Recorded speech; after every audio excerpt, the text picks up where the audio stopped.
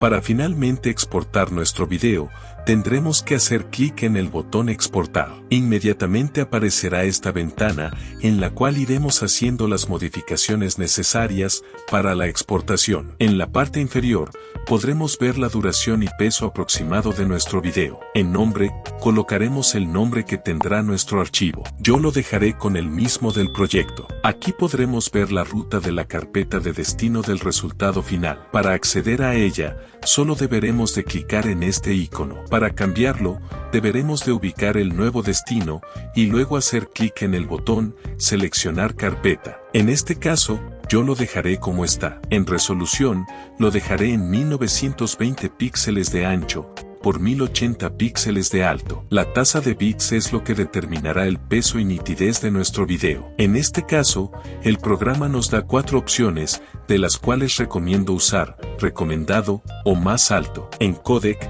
colocaremos H264. En formato, elegiremos MP4. En cuadros por segundo, lo dejaré en 30, ya que es una de las opciones más usadas. Finalmente damos clic en exportar y esperamos un poco. En esta ventana, haremos clic en abrir carpeta, para ir hasta donde está nuestro video. Finalmente lo reproducimos, y eso sería todo.